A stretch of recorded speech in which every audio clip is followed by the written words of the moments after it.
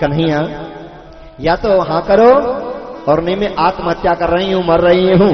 शादी करूंगी तो मैं तेरे साथ करूंगी, नहीं मैं आत्महत्या कर रही हूं। भगवान बोले ये तुम क्या करेंगे, ऐसा नहीं करते हैं। जो आत्महत्या करते हैं कभी मानव शरीर नहीं मिलता है, चोला नहीं मिलता है, प्रेत योनि में जाता है। 84 लाख योनि में सबसे बुरी कोई योनि है वो प्रेत योनि है, जिसमें हाथी जैसा शरीर होता है और सुई के छिंद के समान मुख होता है, जिस शरीर के लिए श्वास भी नहीं ले पाता प्रेत योनि में। पानी और खाना तो बहुत दूर।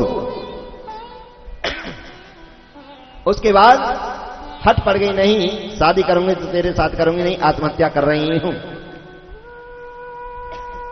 जब देखा पूर्ण रूप से मरने के लिए तैयार होने लगी, भगवान कृष्ण ने कहा सुरकीर्ति ये तो संसारिक बंधन है, संसारिक बंधन है।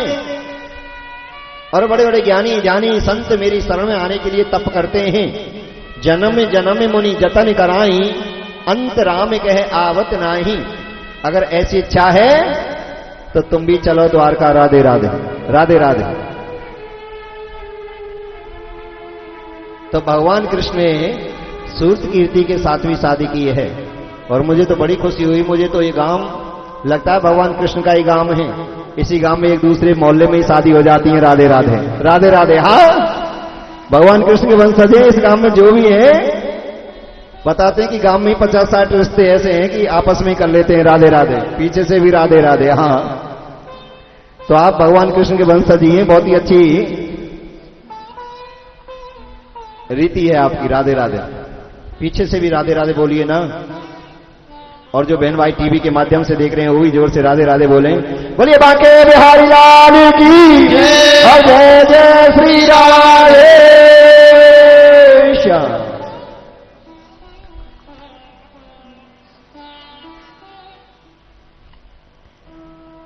मध्य प्रदेश के राजा जिनकी बेटी का नाम था लक्ष्मणा, परमात्मा कृष्ण स्वयंवर में गए, लक्ष्मणा को भी लेकर आए और धूमधाम से द्वारकापुरी में उनके साथ विवाह रचाया। इस प्रकार मेरे कन्हैया की शादी हो गई।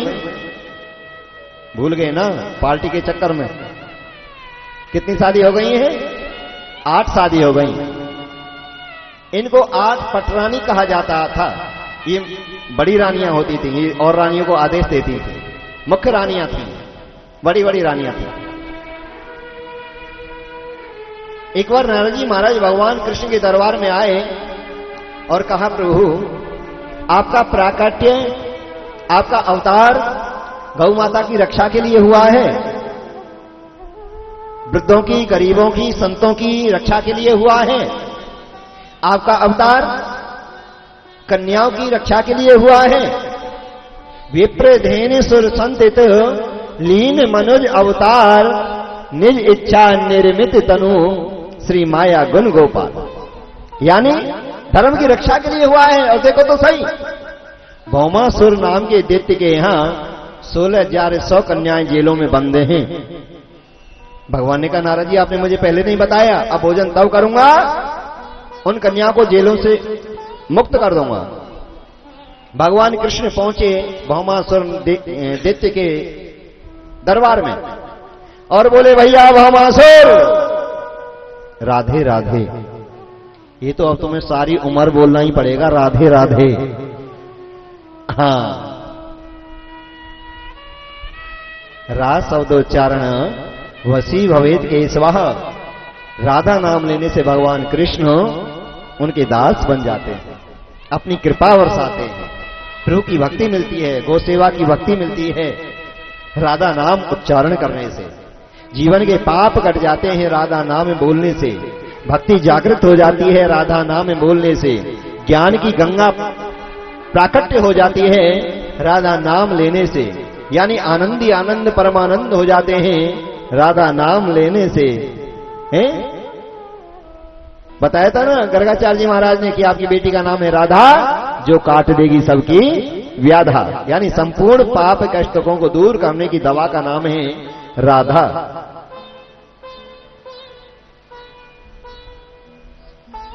भगवान पहुंचे भौमासुर के यहां। भैया भौमासुर, जो पाप जो गलती अनजाने में हो जाती हैं और उनके लिए जीव क्षमा मांग ले और आगे ना करने के लिए दृढ़ संकल्प कर ले, तो मैं उनकी गलतियों को क्षमा कर देता हूं।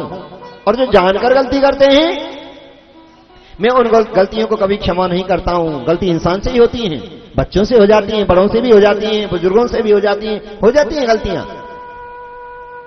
पर उन गलतियों को आगे सुधार लिया जाए तो गलती नहीं मानी जाती। अज्ञानतावश हो जाती हैं, अहंकार में हो जाती हैं, मद में हो जाती हैं, लालच में गलतियां हो जाती हैं, बड़प्पन में हो जाती हैं।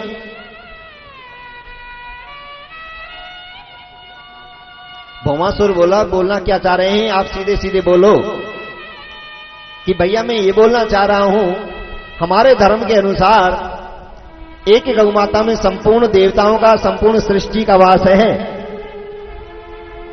और जब 100 गौ इस धरती से जाती हैं, उसके बदले में एक कन्या उत्पन्न होती है।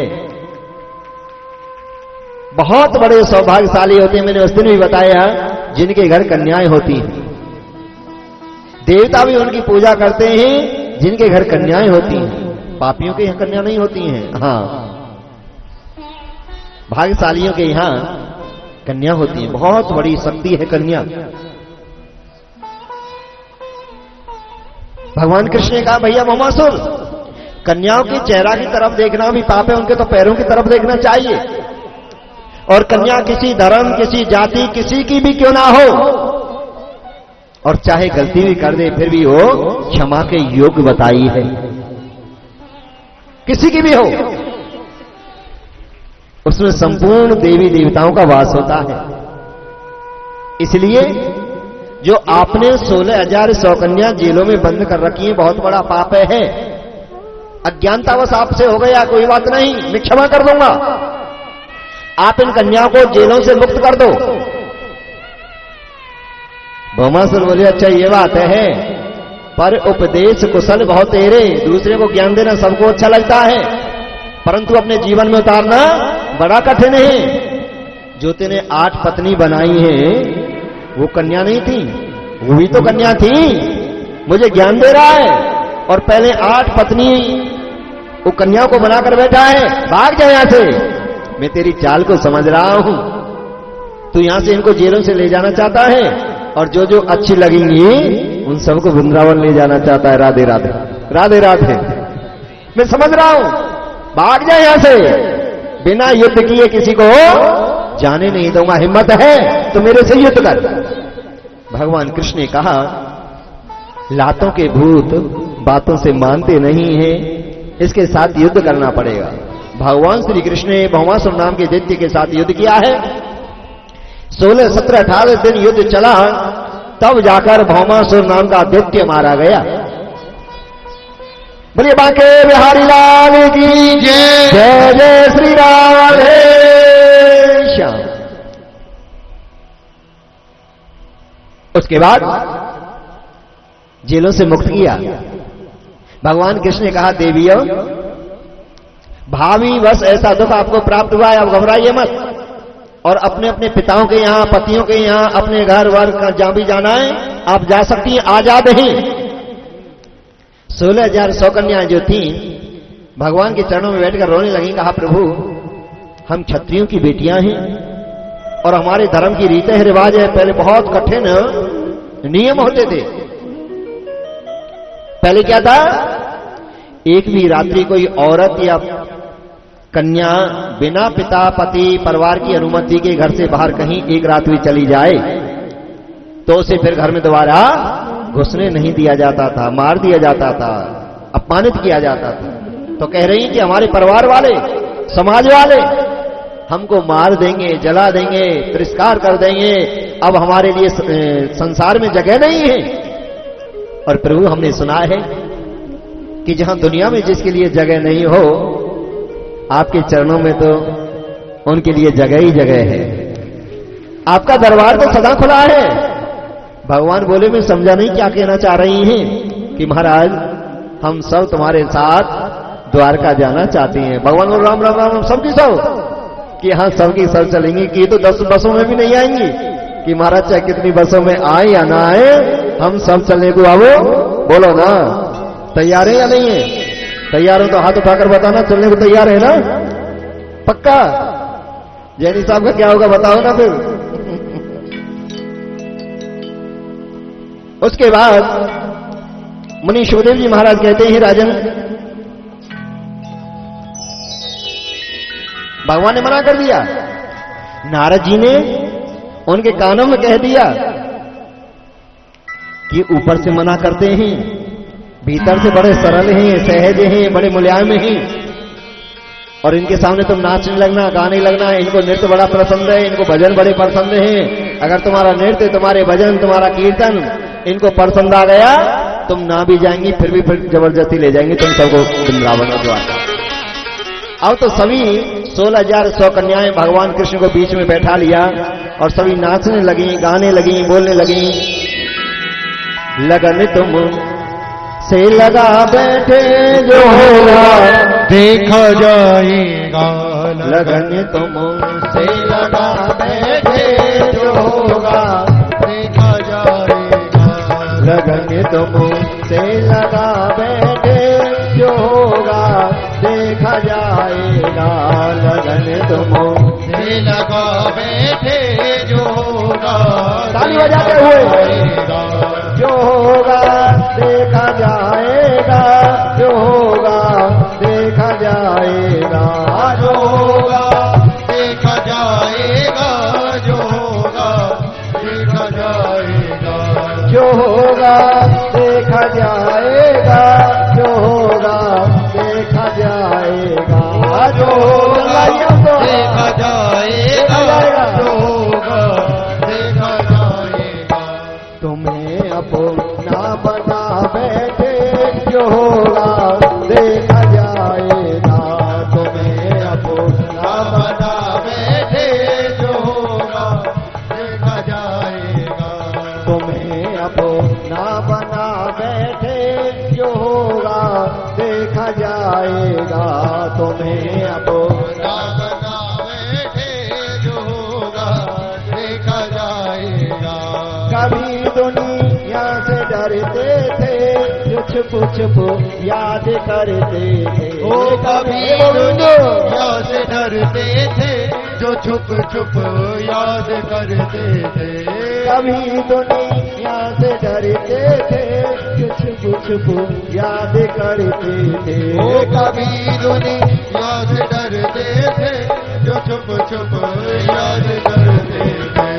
कि अब पर ता उठा बैठे जो होगा देखा जाएगा।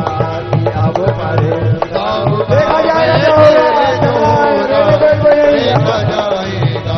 लगन तुम से लगा बैठे जो होगा देखा जाएगा। लगन तुम से लगा बैठे जो होगा देखा जाएगा। तुम्हें अपना बना बैठे जो होगा देखा जाएगा। तुम्हें अपना बना बैठे जो होगा देखा जाएगा। ताली बजाते हुए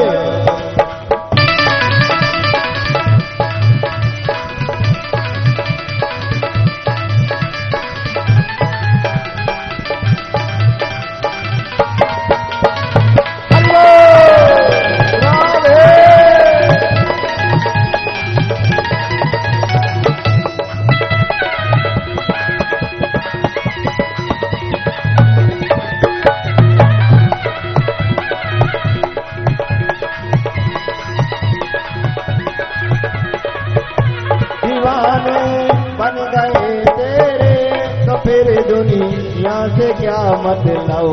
दीवाने बन गए तेरे तो फिर दुनिया से क्या मतलब। दीवाने बन गए तेरे तो फिर दुनिया से क्या मतलब। दीवाने बन गए तेरे तो फिर दुनिया से क्या मतलब।